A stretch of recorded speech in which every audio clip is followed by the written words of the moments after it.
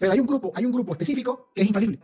Entonces, si ese grupo específico es infalible, no tengo por qué hablar sobre la escritura. Sin importar quién es ahora, lo que importa mostrar es una iglesia infalible. O sea, después buscamos y la rastreamos y buscamos a ver cómo la encontramos, pero no importa eso ahora. Lo que importa es que mostrar que sí, evidentemente, existe una iglesia infalible. Este pasaje del libro de los Hechos, capítulo 2, verso 42, y dice, y perseveraban en la enseñanza de los apóstoles. Recuerden que no había Nuevo Testamento, no se tenía Nuevo Testamento, pero sí se tenía la tradición de los apóstoles, la tradición apostólica. Y esa tradición hay que considerarla infalible, ¿no? Hay que considerarla definitivamente palabra de Dios, ¿no? Aquello que es infalible es la iglesia. Ajá. No son mis argumentos a favor de la iglesia.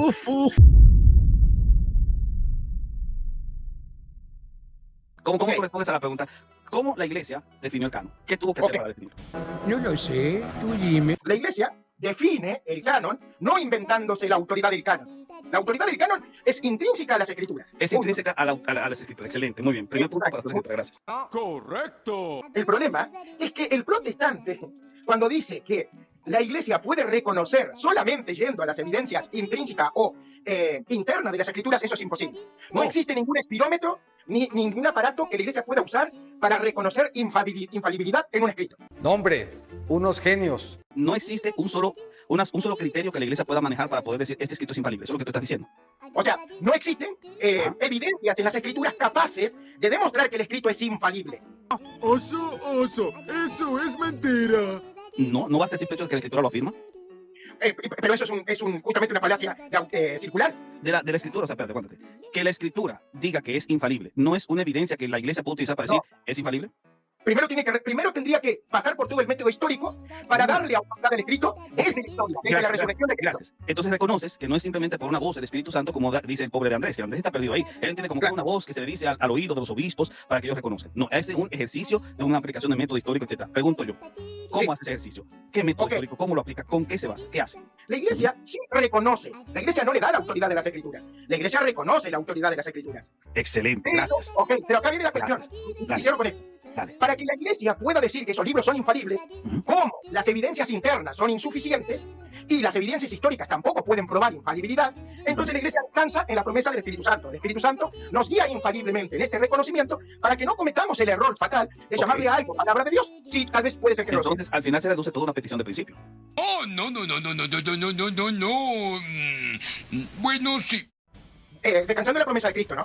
Al final descansa en una falacia de petición de principio. Dice, descansando en Cristo. Confía en la promesa de. Exacto, de Cristo. Pues entonces estás construyendo sobre una falacia de petición de principio. No es una falacia. O sea, para los cristianos no es una falacia. Entiendo que para la filosofía... No, ni siquiera para la filosofía materialista, porque recuerda que en los primeros siglos se hablaba de la iglesia pecadora. Si la iglesia es pecadora, la iglesia entonces no es infalible. Vaya, no encuentro fallas en su lógica. De hecho, el texto bíblico te dice, escúchame, el texto bíblico te dice en Efesios 5:26 que la iglesia está siendo purificada. Habla de la purificación de la iglesia como un proceso. De hecho, si tú lees el pastor de Hermas, él trabaja bajo esa presposición de que la iglesia está en un proceso de transformación. Lo que implica directamente que la iglesia no puede ser infalible. Nadie creyó en los primeros siglos que la iglesia era infalible. La iglesia, incluso si es asistida por el Espíritu Santo, incluso aceptándote eso no implica que la iglesia es infalible. Lo que implica que el Espíritu de Dios es infalible al preservar a la iglesia.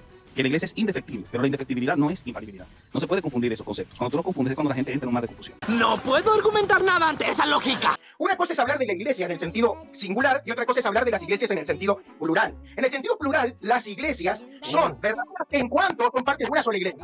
Amén, hermano. Amén, hermano. Exacto. Ahora, tú estás haciendo la separación de iglesia visible y iglesia invisible, claro que sí. No. ¿Qué? ¿Cómo que no? Yo no hice esa separación.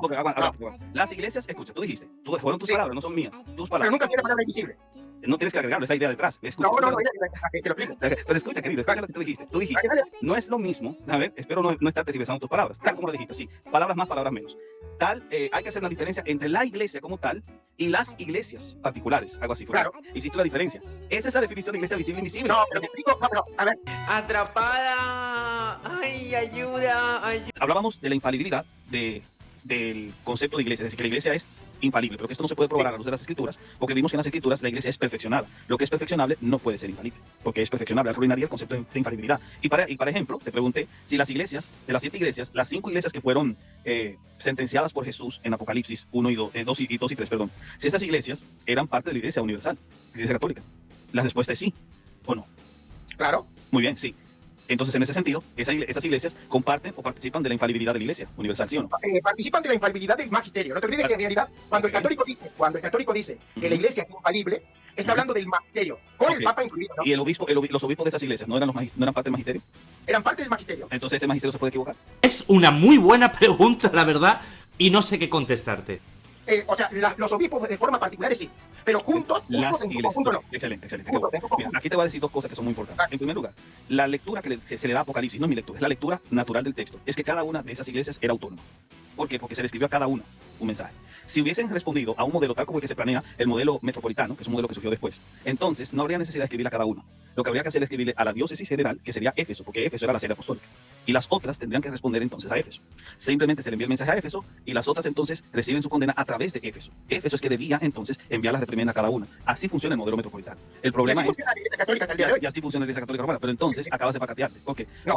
Porque entonces ese modelo, escucha bien, ese modelo de las iglesias de Asia Menor no corresponde al modelo metropolitano, que tú, como tú muy bien mismo explicaste, y eso es verdad, lo que tú dijiste, así es como funciona la Iglesia Católica Romana, pero también las iglesias ortodoxas, o sea, funcionan así, ese es el modelo metropolitano. En el siglo I, que es cuando se le escribió estas cartas a estas 7 iglesias, ese modelo no existe. ¿Por qué? Porque si hubiese existido, no se le enviase una carta a cada una escribiendo al ángel de cada iglesia, que muchos entienden que es el obispo de esa iglesia. Entonces, si esto es verdad, entonces las iglesias de Asia Menor no responden a un modelo metropolitano, responden a un modelo autónomo, que es muy parecido al modelo de las iglesias protestantes. ¿Pero qué ha pasado? ¿Tú sabías que hay una postura que señala que los nicolaitas proponían un modelo metropolitano, es decir, un modelo episcopal monárquico, no metropolitano, episcopal Sí, monárquico? las iglesias pentecostales. Sí, episcopal monárquico, igual así como estas iglesias no pentecostales de la apostólica y como el sistema papal. Claro, pero eso no es un problema. O sea, pero que dice el propongan lo Señor- mismo, o sea, que propongan la misma estructura no quiere decir que la estructura esté mal. Escucha, el modelo nicolaita, escucha bien, el modelo nicolaita es un modelo episcopal monárquico. Y dice el Señor que él aborrece ese modelo, las cuales yo ¿Dónde también dice? aborrezco, dice. Cuando se argumenta sobre la formación del canon, uno de los argumentos para formar el canon es que los apóstoles no se contradecían a sí mismos. ¿Cómo tú sabes que no se contradicen a sí mismos? Porque así la iglesia lo estableció, o sea,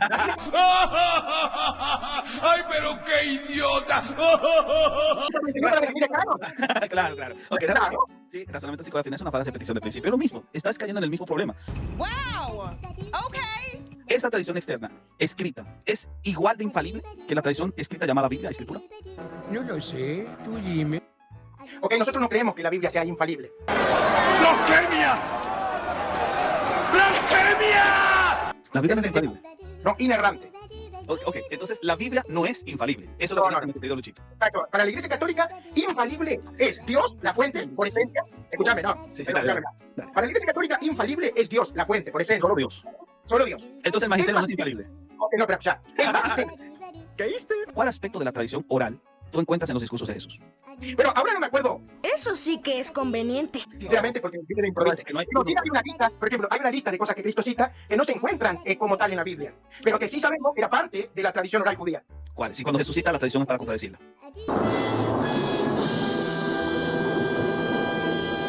No, no siempre.